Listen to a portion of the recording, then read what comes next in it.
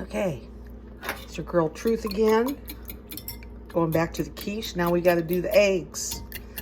You want to whip them up pretty good here because that's just what you do. I decided to make these because, like I said, I had some food in the fridge that was probably going to start to spoil if I didn't make something. So this was definitely a doable, somewhat cost-effective option to using up the ingredients that I had to use.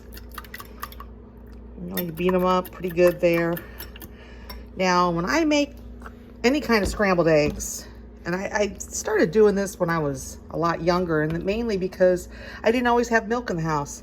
So, you add a little sour cream. I figure about 2 heaping tablespoons here. And then you beat it some more.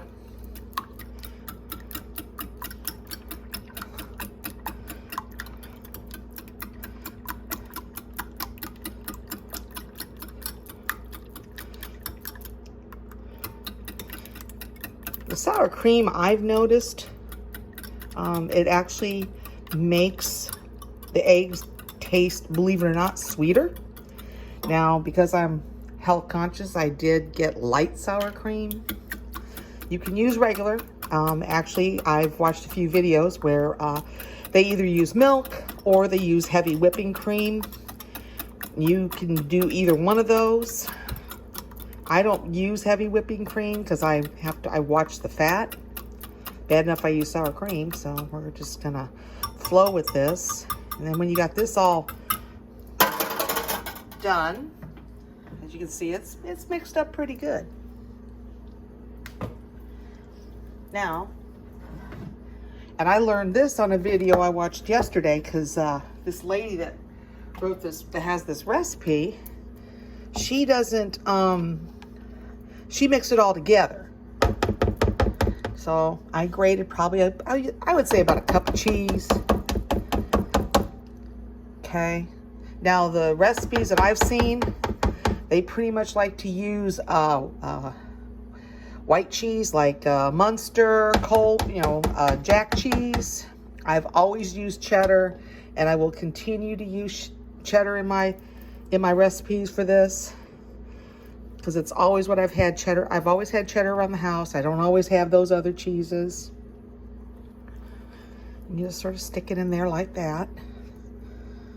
I usually leave a little bit left. I'd say probably about a quarter of it. So you're going to put about, I don't know if this will work. It doesn't really matter. You just want to mix it in there, coat the eggs, and just like so. You don't really have to get fancy because you did all yours there. Okay. Now, this is the difference I made yesterday. Here's the crust. I did a pre-bake on it for 10 minutes. Yeah, it's a little lopsided because it sort of slid. And this particular pie pan, pie baking dish is not a 9-inch. It's probably a 12-inch. So yeah, it's not going to go up the sides like it should. And here is what I saw one lady do. So what you do is, I got to move everything here, is you take your vegetables, because you got all that water. So, you just want to do a little shake on them so they're not really like soaking wet. And you're going to start loading them in your baking dish on there.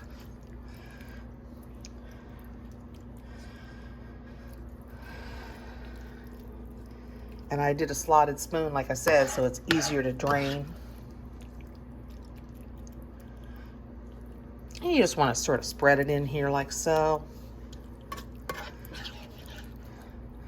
Like I said, you don't have to use ham. I had ham that was in my refrigerator, and like I said, it was probably about to spoil.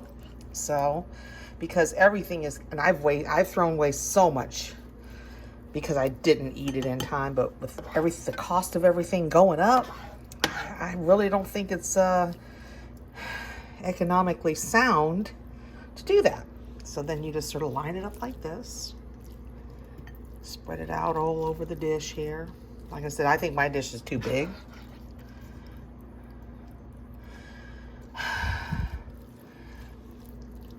So,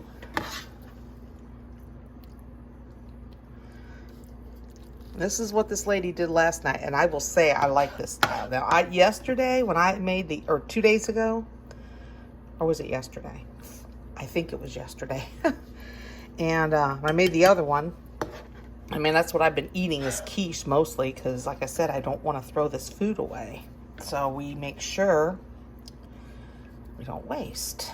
But because I followed another person's instructions, and I had to get another huge bowl out. You know, I got one bowl to put the eggs in, and then I have another bowl that I have to mix the eggs with all of this. And it just became more work, because then, well, I got to sit here and have another dish to wash or two.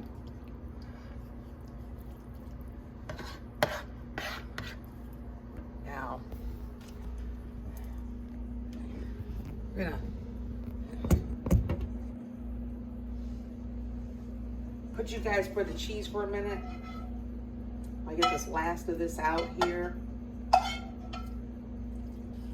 And I just got some freaking moisture in there, and I didn't want that. Okay.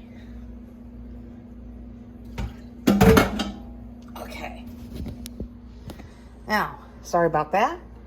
Now, what she did, and I love this, is you just pour the mixture on top. Like I said, this is a messy mess. Oh boy. Yeah, it's a messy mess. I would just incorporate it, because I got the cheese up in there. It's not gonna go right, slide in like hers did. I mean, she put the eggs in there, and I think she layered it with the cheese, which I did not do. I probably could have. But see, my stuff is, I sauteed it, so I just said, oh, forget it, you know. So then I put that in there like that. Oh yeah, it's messy. It's very messy. And yeah, that's what I have up by my stove. This is very difficult. I feel for all you people that do this. I don't know how these people do it, but they do. Okay.